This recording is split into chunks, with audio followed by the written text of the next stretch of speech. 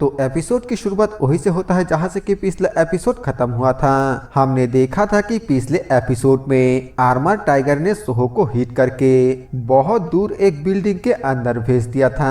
तो इस एपिसोड की शुरुआत में आर्मर टाइगर उस टूटे हुए बिल्डिंग के अंदर सोहो के पास आते हुए बोलता है, हजारों साल पहले हमने जब फाइट किया था तब एक बार हमारा फाइट 100 दिनों से भी ज्यादा चला था, लेकिन तुम्हारे अभी के लेवल को देखते हुए तुम तो मेरे सामने एक दिन भी टिक नहीं पाओगे। ये सुनते ही सोहो 20 ट्रांसफॉर्मेशन स्किल का इस्तेमाल करते हुए अपने आप को भेड़िए में ट्रांसफॉर्म कर लेता है और फिर गुस्से से आर्मर टाइगर की तरफ देखते हुए बोलता है, क्या तुम्हें याद नहीं है कि इससे पहले जब तुमने मेरे साथ ऐसे बात किया था तब मैंने तुम्हें कैसे कुत्ते की तरह पीटा था।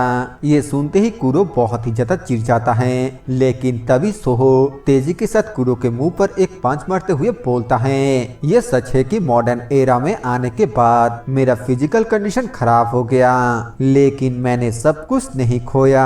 सोहो के इस पंच से कुरो एक बिल्डिंग को चीरता हुआ दूसरे बिल्डिंग के अंदर जाकर गिरता है और इस बार सोहो कुरो के पास जाते हुए बोलता है, हे आखिरकार तुम अब छुप कहाँ रहे हो? ये मत कहना कि अब छुपना भी तुम्हारा मर्जी नहीं है। जल्द से जल्द बाहर आओ तुम कमीने बिल्ली, मेरे पास इस वक्त बहुत सारे सवाल हैं। अब तक मुझे मेरे इन सवालों का किसी ने भी सही जवाब नहीं दिया, जिस वजह से मैं बहुत ही परेशान हूँ। कुरो पीछे से सोहो के ऊपर अटैक करने के लिए आते हुए बोलता है, इंसान तुमने ये कब सीखा कि हमारे तरह कैसे बना जाता है? आखिरकार तुम फाइट करने के लायक बन ही गए। सोहो उसे अपने सर के ऊपर देखकर हैरान हो जाता है और फिर इसी के साथ सीन चेंज होकर हमें सियोल डिस्ट्रिक्ट 2 का सीन दिखाया जाता है, जहां पर कि एक डंजन अफेयर हुआ होता है और मैनेजमेंट टीम उस डंजन को मेजरमेंट करके बताता है ये एक लेवल 6 का डंजन है और इसके ब्रेक होने के लिए अभी भी 20 दिन से ज्यादा समय बचा हुआ है। शीला गिल्ड के एक मेंबर बोलता है, डिस्ट्रिक्ट 2 रेड टीम जल्द से जल्द डंजन रेड के लिए तैयार हो जाओ। सिर्फ रिटर्न स्टोन को छोड़कर सभी जरूरतमंद चीजों को स्टॉक कर लिया गया है। इस बात को सुनकर शीला गिल्ड के गिल्ड लीडर थोड़ा चीरते हुए बोलता है, मुझे बहुत ही गुस्सा आ रहा है। बहुत पहले ही मैंने रिटर्न स्टोन के लिए रिक्वेस्ट किया था, गंगनेओं में बेइज्जत होने के बावजूद उन लोगों को सबक नहीं मिला।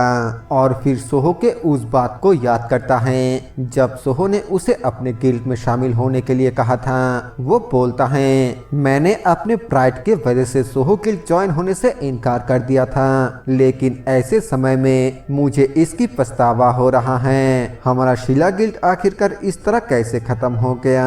तभी डंजन मैनेज कंप्यूटर में कुछ हलचल होने लगता है, जिसे देखकर वो मैनेजमेंट टीम से पूछता है आखिरकार क्या हो रहा है। मैनेजमेंट टीम का बंदा बताता है, पता नहीं क्या हुआ, लेकिन बहुत ही अजीब बात है। डंजन ब्रेक होने के टाइम अचानक से 6 घंटे कम हो गए हैं। कांगमिन परेशान होते हुए पूछता है, क्या सिस्टम में कोई प्रॉब्लम है? मैनेजमेंट टीम का बंदा बताता है, नहीं ऐसा नहीं हो सकता, ये बिल्कुल लेटेस्ट मॉडल है। और तभी अचानक से फिर से ब्रेक टाइम 48 घंटे कम हो जाता है, जिसे देखकर मैनेजमेंट टीम का बंदा और भी ज्यादा घबराते हुए बोलता है, ये क्या ब्रेक टाइम तो बहुत ही तेजी से घट रहा है। कांगमिन बोलता है, ये डिवाइस खराब हो सकता है, कोई दूसरा डिवाइस लेकर आओ। मैनेजमेंट टीम का बंदा बोलता है, नहीं इसका कोई भी तोड़ नहीं है, ये सिस्टम जो रिपोर्ट दिखा रहा है वो बिल्कुल सही है। तभी पीछे से एक और मेंबर आते हुए बोलता है, टीम लीडर सेओल डिस्ट्रिक्ट 3 से लगातार डंजन ब्रेक के रिपोर्ट आ रहे हैं। जिसे सुनकर कांगमिन हैरानी के साथ बोलता है, क्या?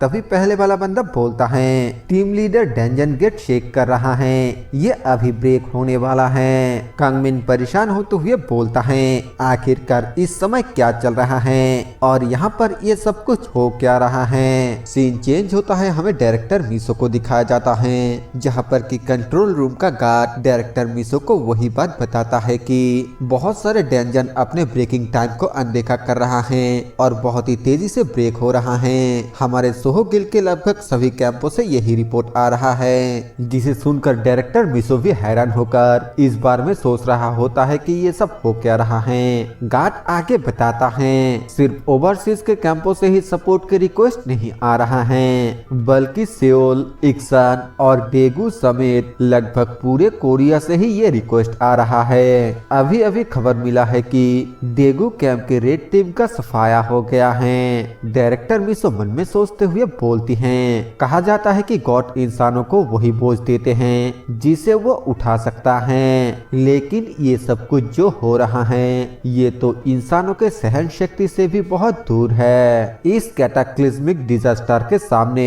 मैं सिर्फ एक कमजोर इंसान हूँ। मुझे कुछ भी समझ में नहीं आ रही है कि आखिरकार मैं क्या करूँ। काफी देर तक सोचने के बाद डायरेक्टर मिसो अपने सोहो गिल्ड के सभी कैंपों को बताती है कि ब्लैक बीस्टों के वजह से गॉड स्टोन अर्थ से गायब हो रहे हैं। सभी डेंजन अचानक से ब्रेक होने का ये शायद से एक साइड इफेक्ट है। सभी कैंपों को तुरंत खाली करके सोहो लैंड में वापस चले आना चाहिए, क्योंकि ऐसे अनप्रिडिक्टेबल हादसे और भी हो सकते हैं। इस रिपोर्ट को सुनने के बाद डोंग डायरेक्टर मिसो को बोलता है, देखा मैं बिल्कुल सही था है ना, ये हमारे काबिलियत के बाहर हैं जिसे हम अपने रिसोर्सेज से सॉल्व नहीं कर सकते हैं। डायरेक्टर मिसो बोलती हैं, camp recall order already issue किया जा चुका है। प्रॉब्लम ये है कि हम अभी कैप्टन तक नहीं पहुंच सकते हैं। कैप्टन अभी भी टोक्यो में फाइट कर रहा है और मुद्दा ये है कि टोक्यो में डेंजन ब्रेक हो रहा है और 10 लाख से भी ज्यादा मॉन्स्टर उसाका के ओर बढ़ रहा है। उसाका से जापानीज गवर्नमेंट का ये कहना है कि टोक्यो शहर छोड़ने से पहले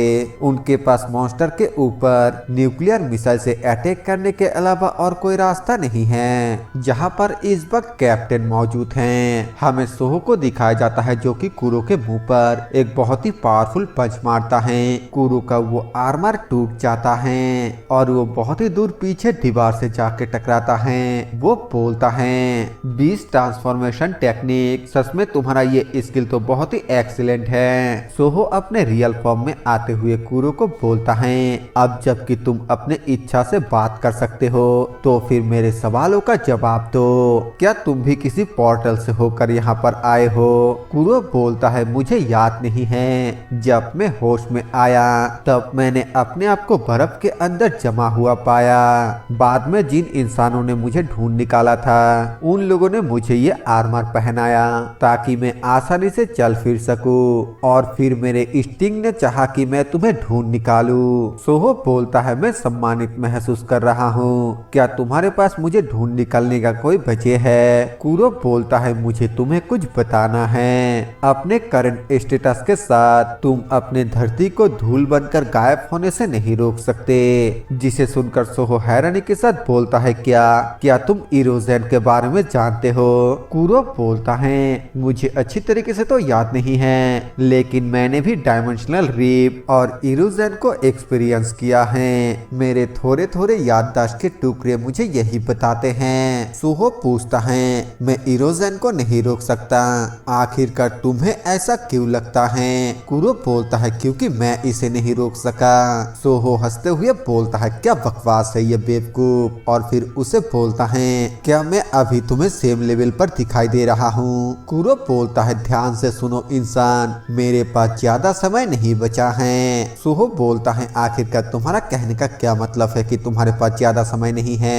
कुरो बताता है, मैंने जो आर्मर पहना था वो तुम्हारे द्वारा बनाया गया लाइफ सपोर्टर डिवाइस जैसा था। इसके लिए मेरे अंदर रेगुलर ड्रग इंजेक्शन इंजेक्ट किया जाता था, लेकिन अब मैं लंबे समय से दूर हूँ और इसी वजह से मैं बहुत जल्द मरने वाला हूँ। सोहो हैरानी के साथ बोलता है, क्या ये अभी होगा जब हम इतने समय के बाद दोबारा मिले? तभी कुरो खांसते हुए खून के उल्टियाँ करने लगता है, जिसे देखकर सोहो और भी ज्यादा परेशान होते हुए बोलता है, क्या ये बहुत ही सीरियस है? कुरो, क्या तुम ठीक हो? कुरो बोलता है, मेरे बारे में चिंता मत करो, अगर मैं मर भी जाऊं तो फिर मैं दूसरे डायमेंशन के डिवाइन रियलम में रिबॉर्न हो जाऊंगा। सोहो पूछता है, दूसरे डायमेंशन का डिवाइन रियलम, आखिर वो क्या है? कुरो बहुत ही ज्यादा सीरियस होते हुए सोहो को बताता है, इस बात को अच्छे से याद रखना, अगर तुम अपने धरती को बचाना चाहते हो तो फिर डिवाइन रियलम में जाकर मेरे मेमोरी को एब्जॉर्ब करो, तुम्हारे सभी सवालों का जवाब वहाँ पर होगा।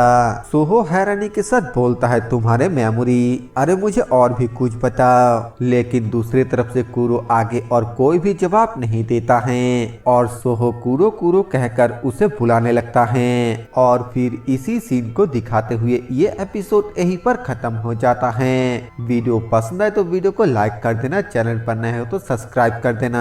मैं मिलता हूँ आप सभी से एक नए वीडियो के साथ, तब तक के लिए बाय बाय।